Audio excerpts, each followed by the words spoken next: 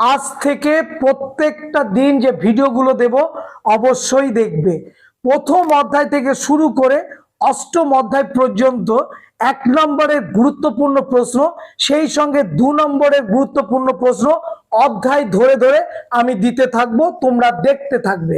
সেই সঙ্গে বলি যে প্রথমে আমি আজকে প্রথম অধ্যায়ের 1 নম্বরের প্রশ্ন উত্তর এবং সেই সঙ্গে তোমরা 2 নম্বর প্রশ্নের অর্থাৎ যে প্রশ্নের নম্বর 2 সেখান থেকেও আমি প্রশ্ন দেব। এই প্রশ্নগুলো কিন্তু অবশ্যই রেডি করবে টেস্ট পরীক্ষার জন্য এবং আশা করব এই প্রশ্নগুলোই ফাইনাল পরীক্ষার জন্য তোমাদের কাছে শুভ হয়ে দাঁড়াবে। পাশাপাশি বলে রাখি, ক্র্যাশ কোর্স আমরা খুব শীঘ্রই শুরু করব। তার আগেই তোমরা ভর্তি হয়ে যাবে, আমাদের সঙ্গে অবশ্যই যোগাযোগ করবে। কেমন, প্রথমে বলে নিই তাহলে প্রথম অধ্যায়ের 1 নম্বরের বাছাই করা বিভিন্ন সাল থেকে চলে আসা কোন প্রশ্নগুলো ভীষণ ভীষণ ইম্পর্টেন্ট সেইগুলো দেখে নাও। তারপরে বলবো 2 নম্বরের প্রশ্নগুলো। দেখো, ভারতীয়রা আলুর ব্যবহার শিখেছিল কাদের কাছ থেকে? উত্তর হবে পর্তুগিজ। তারপরে প্রশ্ন, বিশ্ব পরিবেশ দিবস পালন হয় কত তারিখে? 5ই জুন। পরের প্রশ্ন, ভারতের নিম্নবর্গের ইতিহাস চর্চার জনককে? রণজিৎ গুহ। বিপিন চন্দ্র পাল লিখেছেন তার কোন আত্মজীবনীমূলক বইটি যেটি প্রবাসী পত্রিকায় প্রকাশিত হতো? তার নাম 70 বৎসর। দাদা সাহেব ফালকে যুক্ত কোন বিষয়ের সঙ্গে? চলচ্চিত্র। ইন্দিরা গান্ধীকে লেখা যে চিঠিগুলো, সেই চিঠিগুলোর অনুবাদ করেছিলেন কে? মুন্সি প্রেমচাঁদ। সোমপ্রকাশ পত্রিকাটি এটি সাপ্তাহিক, মাসিক না দৈনিক পত্রিকা? উত্তর সাপ্তাহিক পত্রিকা। ভারতে ফুটবল খেলা প্রবর্তন করেছিল কারা? ইংরেজরা। যত প্রশ্ন বলছি সমস্ত প্রশ্নগুলো বিভিন্ন সালে যেমন এসেছে তেমনি ভীষণ ইম্পর্টেন্ট প্রশ্ন এই প্রথম অধ্যায় থেকে। তারপরে প্রশ্ন দেখে নাও যে সরকারি নথিপত্র সংরক্ষিত থাকে কোথায়? জাতীয় মহাপেশখানায়। পরের প্রশ্ন, নারী দশক বলা হয় কোন সময়কালকে? 1975 থেকে 85 দশক পর্যন্ত। পথের পাঁচালী যেটা সত্যজিৎ রায়ের প্রথম সিনেমা ছিল, সেই পথের পাঁচালীর একটি চরিত্রের নাম অপু এবং একটি মহিলা চরিত্রের নাম কি? দুর্গা। দেখো, আরো আছে বিভিন্ন ইম্পর্টেন্ট প্রশ্ন। হোয়াট ইজ হিস্ট্রি গ্রন্থের লেখককে? E.H. কার। সোমপ্রকাশ পত্রিকার প্রথম সম্পাদক কে ছিলেন? দ্বারকানাথ বিদ্যাভূষণ। এইরকম অশান্ত অরণ্য জীবন গ্রন্থটির লেখককে? রামচন্দ্র গুহ।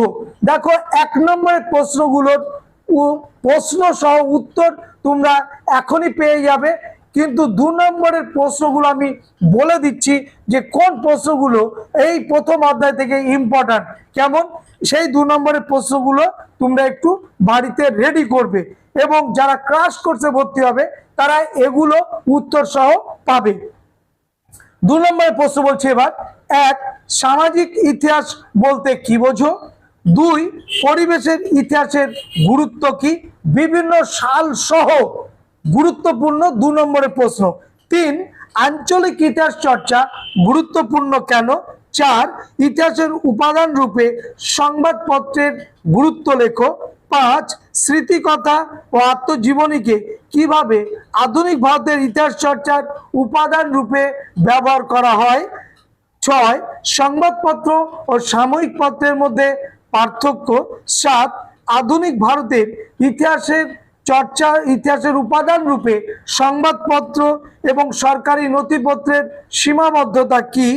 8, আত্মজীবনী ও স্মৃতিকথা বলতে কি বোঝো? অর্থাৎ দুটোর সংজ্ঞা দিতে হবে। এই দুটোর সংজ্ঞা দেওয়ার সঙ্গে সঙ্গে একটা করে আত্মজীবনের উদাহরণ, একটা করে স্মৃতিকথার উদাহরণ অবশ্যই দেবে। কি কারণে ভারতে 1950 খ্রিস্টাব্দে ফুটবল বিশ্বকাপ খেলতে পারেনি ভারত? 1950 সালে কেন ফুটবল বিশ্বকাপ খেলতে পারেনি?